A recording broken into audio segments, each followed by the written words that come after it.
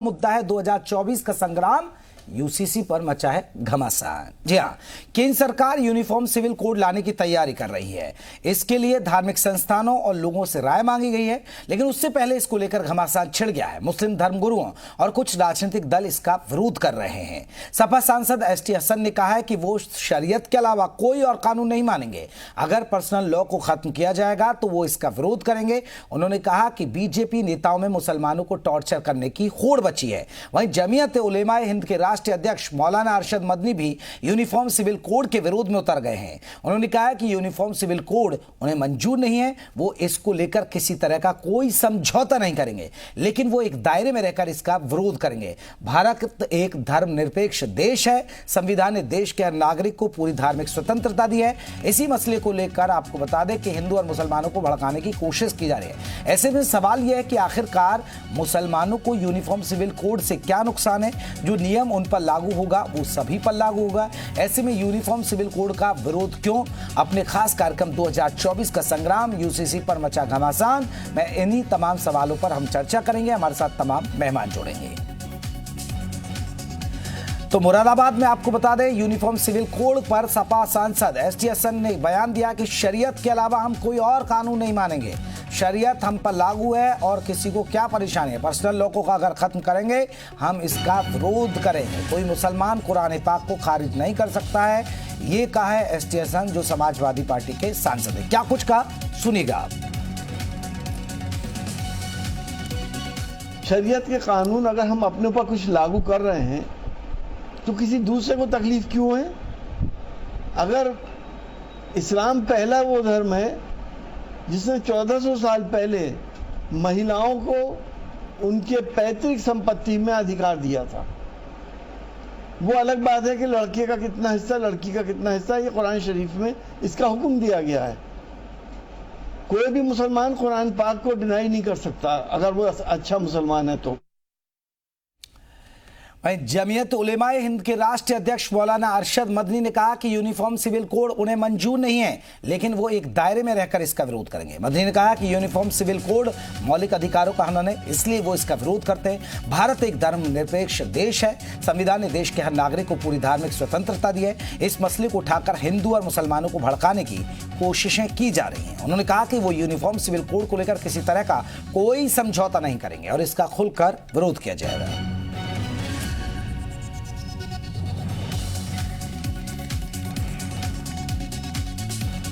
एहतजाज किया जाएगा, जितना ही हिंदू मुस्लिम में दूरी होगी और फिरकापरस्त जहन रखने वाले लोग उसमें कामयाब होंगे। हम ये चाहते हैं कि हम इस मसले के अंदर ये स्टैंड के यूनिफॉर्म सिविल कोड लाया जाए और हमारे पर्सनल मजहबी को ख़त्म कर दिया जाए। हम इसकी मुखालफत करके ये जाहिर कर देंगे हम इसके खिलाफ कोई एहतजाज या सड़कों पर उतरने को बिल्कुल पसंद नहीं करते। तो लगातार आप देख सकते हैं जो मुस्लिम धर्मगुरु हैं उन्होंने सवाल उठा दिए। समाजवादी पार्टी की तरफ से भी सवाल उठाए जा रहे हैं। बीजेपी प्रवक्ता हमारे साथ अशोक पांडे जी जुड़ गए। समाजवादी पार्टी की तरफ से आपको बता दें विवेक पांडे जी हमारे साथ जुड़ गए, और साथ ही साथ आपको बता दें कि हमारे साथ शोएब सिद्दीकी जुड़े हैं जो मुस्लिम स्कॉलर हैं। आप तीनों मेहमानों का बहुत बहुत स्वागत है। और आपको बता दें हमारे साथ आनंद गिरी हैं जो हिंदू धर्मगुरु हैं, वो भी हमारे जुड़ेंगे, उनसे भी हम चर्चा करेंगे। सबसे पहले एक रिएक्शन समाजवादी पार्टी से। विवेक पांडे जी, क्या दिक्कत है आप लोगों को सर यूनिफॉर्म सिविल कोड से? दिक्कत नहीं है यूनिफॉर्म सिविल कोड से, लेकिन सबसे बड़ी बात है कि मुझे लगता है कि भाजपा सरकार जब किसी कानून को थोपने का प्रयास करती है, अगर उसको वो समझाने का प्रयास करे तो मुझे लगता है वो काफी आसान रहा होगी। आखिर 3 तलाक के कानून पे आप समझा ले गए और समझा ले गए, लोगों ने स्वीकार भी किया। आप किसी पुरानी पारंपरिक मान्यताओं पे थोपने से बेहतर है मुझे लगता है कि लोगों को विश्वास में लेने की आवश्यकता है, क्योंकि भाजपा एक ऐसी पार्टी है देखिए जिसके कई नेताओं ने मुस्लिम वर्ग के विरोध में कई ऐसे बयान दिए हैं जिसके कारण मुस्लिम वर्ग का कहीं ना कहीं उनके ऊपर से भरोसा उठा है। तो मुझे लगता है ये सरकार की जिम्मेदारी है कि वो समझाने में अगर कामयाब होते हैं तो बिल्कुल उनको इस पहल के साथ सामने आना चाहिए। मुझे लगता है कोई चीज आपके ऊपर प्रतिबद्ध थोपने से अच्छा है कि उसको समझौते के साथ सामने लाया जाए तो वो ज्यादा सार्थक रूप से तो सर राय मांगी जा रही है। आप देखिए उत्तराखंड में अगर हो रहा है तो बाकायदा कमेटी गठित की गई, ऑनलाइन सर्वे हो रहा है, चीजें मांगी जा रही हैं, सलाह मशवरा किया जा रहा है, तभी तो वो लेकर आ रहे हैं। अचानक थोप कहां रहे? मैं बता रहा हूं, देखिए होता क्या है ना कि जैसे आप एक समान कानून की बात करते हैं जब तो मुझे लगता है ऐसे कई प्रकरण ऐसे सामने आए हैं, जैसे अभी ज्वलंत प्रकरण आपका देखिए मेरठ का आया, जैसे उसमें भाजपा के राज्य मंत्री का दर्जा प्राप्त संजीव गोयल सिक्का, जिनके ऊपर पॉक्सो की धारा लगी है, आप उनको गिरफ्तार नहीं कर रहे हैं ना। लेकिन और अभी कोई मुस्लिम वर्ग का हो, विपक्ष का हो, तो आप तुरंत कार्रवाई करने खड़े हो जाते हैं। भाई निष्पक्षता आपके अंदर नहीं दिखाई दे रही है, सबसे बड़ी समस्या ये है। निष्पक्षता दिखाई देगी तो जैसे 3 तलाक को लोगों ने स्वीकार किया था, इसको भी स्वीकार करेंगे, क्यों नहीं करेंगे भाई? अगर किसी को लागू करने से, किसी धारा को लागू करने से, उद्देश्य को लागू करने से विकास हो रहा है, समाज में एक मजबूती आ रही है, तो बिल्कुल होगा। अशोक पांडे जी, सुना आपने, आप थोपने का काम कर रहे हैं, और सबसे बड़ी बात है कि अब 24 आ रहा है 2024, और जो तमाम लोग हैं वो सवाल उठा रहे हैं कि आप हिंदू मुसलमान करना चाहते हैं और हिंदू वोट को अपने पाले में लाना चाहते हैं। देखिए, आपको बता दें कि दुनिया में, पूरी दुनिया में समान के कानून है, सिर्फ भारत में इस तरह का धर्मनिरपेक्ष राष्ट्र है। सही है, कुरान हो चाहे हमारे धार्मिक ग्रंथ हो, सभी जो है निश्चित तौर पे राष्ट्र प्रेम ही सिखाते हैं। और मेरा ये मानना है समान नागरिक संहिता जब लागू हो जाएगी तो निश्चित तौर पे हिंदुस्तान में जिस तरह से जनसंख्या नियंत्रण हो जाएगा और तमाम चीजें जो विकृतियां हैं, विकृतियों को दूर करने का प्रयास समान नागरिक संहिता। तो अशोक पांडे जी, सपा वालों को तो समझा दीजिए ना आप। नहीं, हम मुस्लिम भाई को समझा सकते हैं, सपाइयों को नहीं समझा सकते। अच्छा। सपाई तो भड़काने का काम करते हैं। एक तो वैक्सीन जब लगा रहे थे हम उस पर भड़का रहे थे, ये तो खाली एक कानून बनाना है। लेकिन तलाक पर भी इन लोगों ने भड़काया। आज हालात है कि मुस्लिम बहनों के साथ न्याय हुआ है। आज कोई कहता है तलाक तो वो कहती है धड़ाक धड़ाक धड़ाक, कोई मानने को तैयार नहीं है। मुस्लिम भाई बहनों में हर्ष की लहर व्याप्त है। इसी तरह धारा 370 हटा दोगे तो खून की नदियां बह जाएंगी, फलाना होगा, ठिकाना होगा। ये लोग समझाने का प्रयास कर रहे हैं। मेरा ये कहना है कि पूरे दुनिया में एक कानून है तो भारत में भी नागरिकों का एक कानून होना चाहिए। शोएब सिद्दीकी जी, मुसलमानों को कोई ऐतराज है यूनिफॉर्म सिविल कोड से? क्योंकि लगातार मुस्लिम धर्मगुरु ऐतराज जता रहे हैं। सर ऐसा है, हाँ देखिए सर, ऐसा है कि किसी भी मुल्क की हुकूमत को चाहिए कि किसी के मजहबी मामले में जब मुदाखलत करनी हो तो कम से कम उनके आलिमों से राय ले लेनी चाहिए। ये देखिए मामला शरीयत से जुड़ा हुआ है, इसमें कुछ चीज़ें अलग जो हो नहीं सकती हैं। आप देखिए, इसे हमारे वहाँ तलाक है, तलाक का मामला ये है कि मर्द को पावर है तलाक देने की, औरत को तलाक देने की पावर नहीं है। वो तलाक मांग सकती है जिसे खुला कहा जाता है।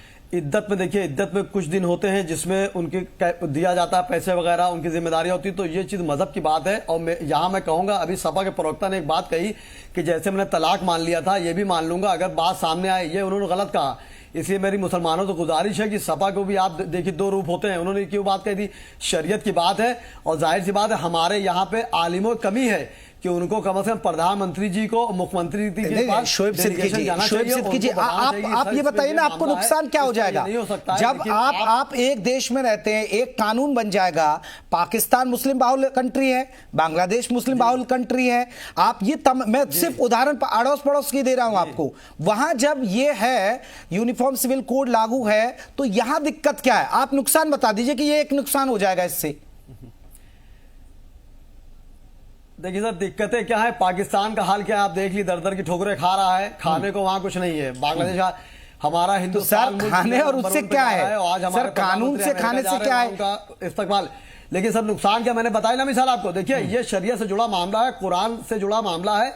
तो हमारी गुजारिश है, जो लोग रोटियां सेक रहे हैं, इसमें मैंने आपको मिसाल मैंने दी, हमारे आपको मिसाल दी कि इस तरह के मामले होते हैं जिसको जो है हमारे आलिमों को चाहिए, प्रधानमंत्री को बताएं ये बात कि इसमें ये दिक्कतें आएंगी, लेकिन कोई बता नहीं रहा है। और पार्टियां इसमें जो अदर्स पार्टियां, सिद्दीकी जी, आप एक दिक्कत बता दीजिए ना कि इससे ये हो जाएगा, इससे मुसलमानों का ये नुकसान होने जा रहा है, ये बता दीजिए आप। एक दिक्कत बता दीजिए। मैं बता दो रहा हूं सर कि मर्द को तलाक देने की पावर है, औरत को तलाक देने की पावर नहीं है, उसको मांगने की पावर है। यही आप देख लिए।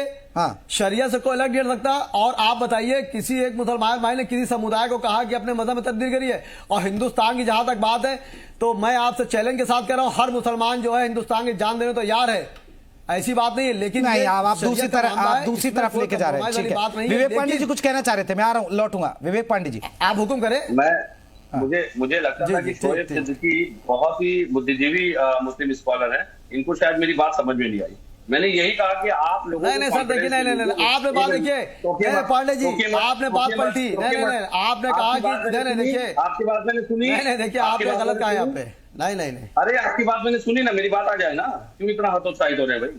मैंने कहा कि लोगों को समझाने की जरूरत है। अगर उस बुद्धिजीवी वर्ग के, जो मुस्लिम समुदाय के जो बड़े बुद्धिजीवी हैं, उनको बिठा के अगर चर्चा की जाए और अगर उनको लगता है कि विवेक पांडे जी आपने कहा तो यही था ना कि देखिए 3 तलाक को मान लिया, लेकिन बहुत सारे मुस्लिम धर्मगुरु मानते नहीं आज भी।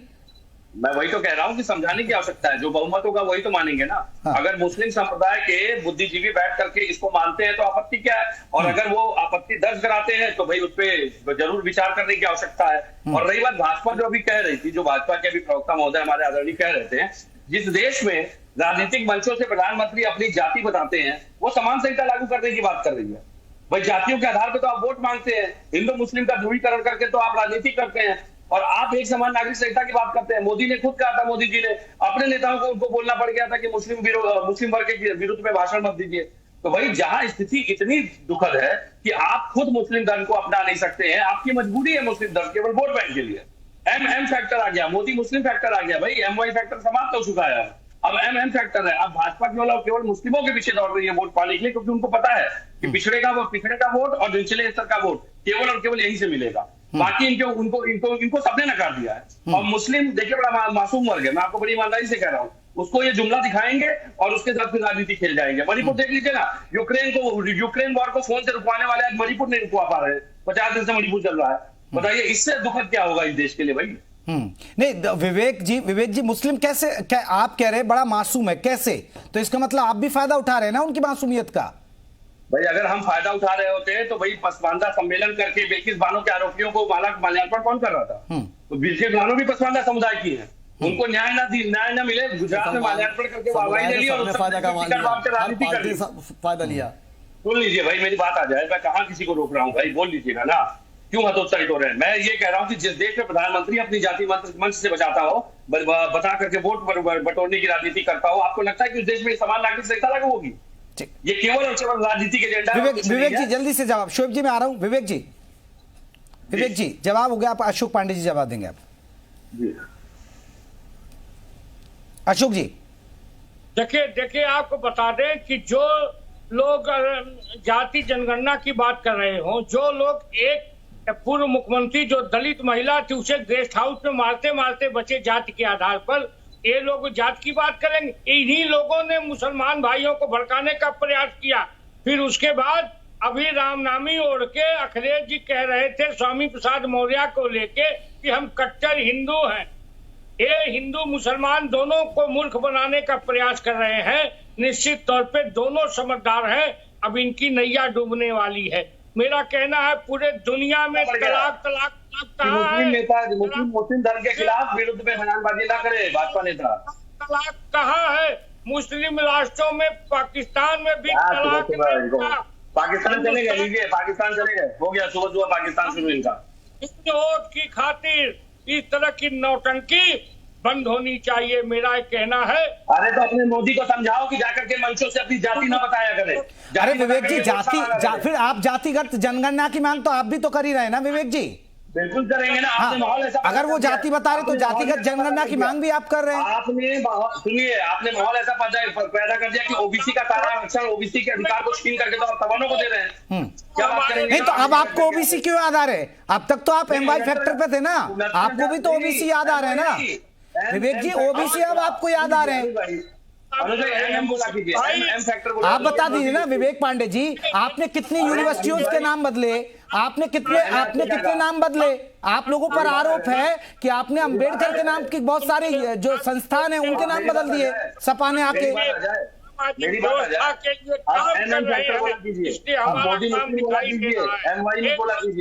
चल रहा है अब MY क्यों आप याद करेंगे? अब तो आपको ओबीसी नजर आ रहा ना, ओबीसी दलित वोटर नजर आ रहा है।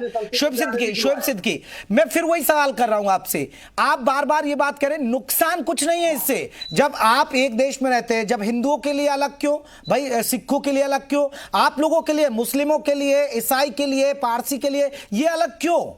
एक देश है, एक कानून हो जाना चाहिए। देखिए सर, ऐसा है कि एक आरजू नहीं, हर आरजू तो ये है लाकर जरा से रख दो खाके वतन कफन में। ये किरदार मेरा अपने मुल्क के लिए है। लेकिन कुछ पार्टियां चूंकि इलेक्शन करीब आ रहा है तो सियासत खेल रही हैं। आप देखिए, मैंने आपको मिसालें दी, बहुत नुकसान होगा और खास मुसलमान समुदाय का होगा नुकसान। प्रधानमंत्री हमारे समझदार हैं, लेकिन उनको हमारे आलिम लोग ब्रीफ नहीं कर रहे हैं जाके। मैंने आपको मिसाल अभी आपको दी। आप देखिए 24 में इलेक्शन चल रहा है और प्रधानमंत्री ने कोई मंजर आम पे आके इस तरह कोई बात नहीं ये तो कह रहे हैं कि देखिए महिलाओं का अधिकार फायदा होगा, क्योंकि जिस तरह मुस्लिम महिलाओं को 3 तलाक का दंश झेलना पड़ रहा है वो काफी हद तक रुकेगा। वो कहते हैं कि लैंगिक समानता यानी उसको ज्यादा तरजीह मिलेगी। अरे भाई, तलाक आपने माना, जाहिर सी बात तलाक में कमियां आई हैं। तलाक का जो कानून लागू हुआ वो कमियां आई हैं और ये अच्छी बात है। लेकिन हर चीज को जो है कम से कम नापना, देखिए समझने की जरूरत है। ये चीज देखिए शरीयत की बात है, हम समझ रहे हैं, समझने की जरूरत है। और ये जिम्मेदारी हमारे आलिमों की और हमारी कमी है कि हमने अपनी शरीयत को मंजर आम पे प्रधानमंत्री या मुख्यमंत्री के सामने रखा नहीं है। उनको दूसरे लोग जो ब्रीफ कर रहे हैं वो उस बात को सामने लाई जा रही है। हमारे आज दिल्ली में लोग बैठे हुए चांद बताएंगे, आपसे नमाजें पढ़ाएंगे, ऐसा नहीं है। आपके ऊपर पूरी कौम की जिम्मेदारी है कि अगर शरीयत के में कोई बात आ रही है तो आप अपने मुल्क की वफादारी ये भी है कि आप अपने कानून को अपने प्रधानमंत्री राष्ट्रपति से बताइए कि हमारे इस्लामी तरीके में ये है। सिर्फ चांद बता देने से या नमाज पढ़ा देने से या सियासी खेल खेलने से अगर बांग्लादेश और अगर हम पाकिस्तान की बात करते हैं तो वहां क्या मुस्लिम नहीं रहते क्या? क्या वहां शरीयत नहीं है क्या? अरे भाई देखिए, वहां के हाल में बता दो रहा हूं। पाकिस्तान देखिए दर की ठोकरें खा रहा, भूखों मर रहा है। वहां के मुसलमानों का शरीयत से उसकी क्या तुलना है? वो तो सरकारों का फेलियर है ना। बहुत खुश हूं। नहीं, शरीयत का उससे क्या नुकसान हो गया सर?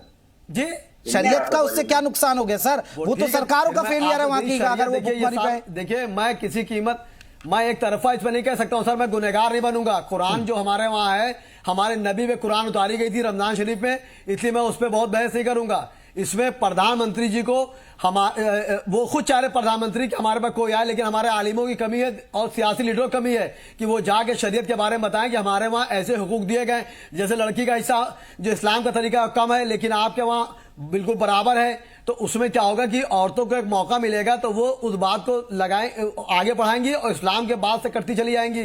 तो इसको बचा के भी चलना है। बाकी हुकूमत के सराखों पर है, जो उनका हुक्म रहेगा हम करेंगे, लेकिन हमें अपनी शरीयत बतानी रहेगी कि इससे ये नुकसान है। तो इसलिए मैं चाहता हूं हर पार्टी सियासत ना खेले।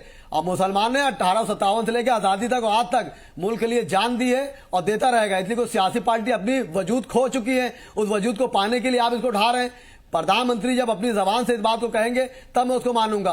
24 का इलेक्शन करीब है। जो पार्टी आप बार-बार कह रहे हैं कि देखिए जो नुमाइंदगी करते हैं आपकी समाज के, उन लोगों को प्रधानमंत्री को बताना चाहिए, लेकिन बाकायदा लॉ कमीशन इसके लिए सर्वे करा रहा है। आप रखिए अपनी बात अगर आपको कोई ऐतराज है। लॉ कमीशन पूछ रहा है कि क्या दिक्कत हो सकती है, क्या दिक्कत है।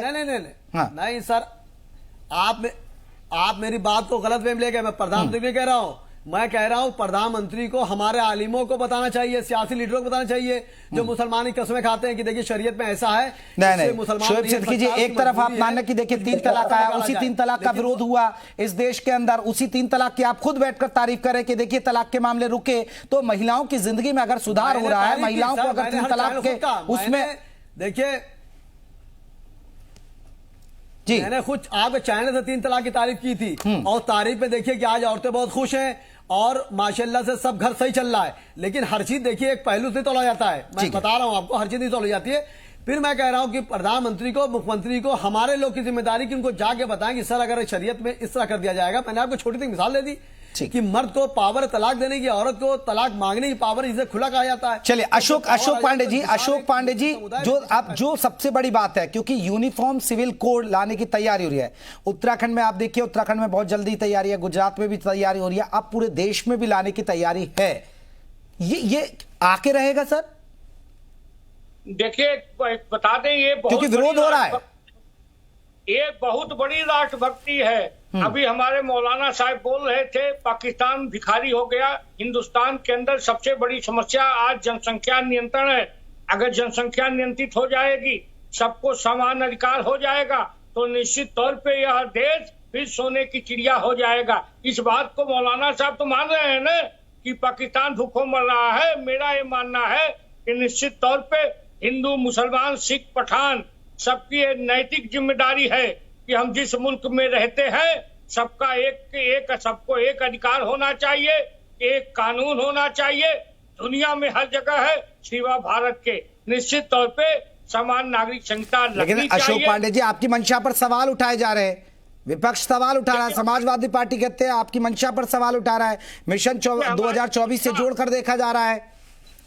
समाजवादी पार्टी की मंशा तो नैमिषारण में दिखाई दे गई। हाँ। नाम नामी ओढ़ के बैठ गए, हम कट्टर हिंदू है, चुके हैं, लोग समझदार हो चुके हैं। वो ऐसा उसमें नहीं करते, वो तो मैंने माना आपकी बात, ऐसा नहीं, वो मैंने मानी आपकी बात। ठीक है, ठीक है, ठीक है। विवेक जी सुना आपने? अशोक पांडे जी को सुना? नैमिषारण ने आपको याद आ गया? आप भी तो उधर आप भी तो वोट के लिए कर रहे हैं ना सर, कभी आपने नैमिषारण को नहीं चुना था? मौर्य को ले मैं एक बात बता दूं, बड़ी स्थिति स्पष्ट कर देता हूं। अब कम से कम हम इनके आदि पुरुष की तरह से रामायण की खिल्लियां तो नहीं उड़ा सकते ना। हम भी सनातनी लोग हैं भाई, ये कोई कॉपीराइट तो है नहीं भाजपा के पास की नैमिषारण अयोध्या कभी इन्हीं के नाम पे है। सुन लीजिए अशोक पांडे जी, आप बड़े बुजुर्ग हैं भाई, आप थोड़ा संयम रखा कीजिए। सुनिए, उम्र हावी मत करिए, अपने ऊपर उम्र को हावी मत होने दीजिए भाई। सुन लिया कीजिए, आपके अभी राज्यमंत्री पॉक्सो एक्ट में श्रीराम जदू है। सुन लीजिए भाई, आपका राज्यमंत्री बलात्कार का आरोपी 100 से अधिक वीडियो उसकी मेरठ में पकड़ी गई है। ऐसे ऐसे तो लोगों को बिठा रखा है, अपने आप कानून बनाने की बात करेंगे, अपने राज्यमंत्री को गिरफ्तार करके दिखाइएगा, तब समान नागरिक संहिता लाने की बात कीजिएगा। छोड़ दीजिए आप, मैं दिल्ली के प्रकरण में तो जा ही नहीं रहा। सबसे बड़ी बात यह है कि भाजपा कानून से केवल खिलवाड़ करती है, भावनाओं से खिलवाड़ करती है। इनको सबसे बड़ी समस्या है कि इनका हिंदुत्व जो है, हिंदुत्व के आड़ में जो इनका मुस्लिम विरोध है, वो कहीं ना कहीं ध्वस्त हो जाता है जब हम नैमिषारण जाके पूजा हवन करने लगते हैं। सबसे बड़ी बात, कोई कॉपीराइट है क्या भाजपा का? कॉपीराइट है कि भाजपा ही तीर्थों पे जाएगी? देखिए ना केदारनाथ में क्या दुर्गति कर रखी है, वहां पे श्रद्धालु पीटे जा रहे हैं, लेकिन कोई बात नहीं हो रही है। मणिपुर चल रहा है, कोई बात नहीं हो रही है। कई चर्चों को आग लगा दी गई, कोई बात नहीं हो रही है। ये समान नागरिक संहिता लाने की बात करते हैं। अशोक जी सुना आपने? जल्दी से जवाब दीजिएगा। देखिए, आपको बता दें कि जिसके पिता ने सरयू की धरती को राम भक्तों के लहू से लाल किया, उसका पिता राम काल अनुज भाई मणिपुर चल रहा है, इनका कोई मंत्री नहीं जा रहा है और ना कोई केंद्रीय विवेक जी, गृह मंत्री अमित शाह गए, मणिपुर नहीं गए क्या? वहाँ 2-3 दिन वही रहे वो। गृह मंत्री गए एनएसजी सुरक्षा में जाकर के चहल के चले आए, मणिपुर में आ गए क्या दंगे? मणिपुर जल नहीं क्या? अनुज भाई आप भी तो कवर कर रहे हैं और समझ नहीं जा रही थी। ये कौन मुस्लिम भाइयों को बता रहे हैं उनके अधिकारों के लिए भाजपा 112 दंगाइयों को, पूर्व आतंकियों को इन्होंने बोडोलैंड पे भाजपा ज्वाइन करवाई थी। मैंने बार बार मुद्दा उठाया है, बोडोलैंड पे 112 पूर्व उग्रवादियों को इन्होंने भाजपा ज्वाइन करवाई। आज उसका परिणाम सामने है, मणिपुर में दंगे हो रहे हैं खुलेआम। सर दंगे तो आपके राज में भी खूब हुए ना? अरे तो आप इसीलिए दंगे करवा रहे हैं क्या? नहीं, दंगे तो आपके राज में, अगर आप वो आईना दिखाएंगे तो वो भी दिखाएंगे ना फिर तो आईना। नहीं, आईना नहीं, हमारी सरकार आई तो पलायन सबसे पहले मणिपुर को बचाइए, अमेरिका की यात्रा छोड़िए, मणिपुर को बचाइए। एक से एक विभत्स घटनाएं वीडियो सामने आ रहे हैं, किस तरह लड़की को गोली मार दी जाए, लड़कियों को पीटा जा रहा है, महिलाओं को पीटा जा रहा है, बच्चे वहां से छोड़ करके आतंकी। चलिए 2024 का संग्राम है और कहीं ना कहीं यूसीसी पर ये घमासान देख रहे हैं। बहुत बहुत शुक्रिया आप तीनों मेहमानों का हमसे चर्चा करने के लिए। लेकिन बड़ा सवाल है कि यूसीसी की याद आ रही है और अब वो चुनाव है, तो कहीं ना कहीं चुनाव भी एजेंडे से इसे जोड़कर देखा जा रहा है और इसीलिए इसी मसले पर सियासत गर्मा रही है। वक्त चला एक छोटे ब्रेक का, ब्रेक के बाद भी खबरों का सिलसिला चलता रहे।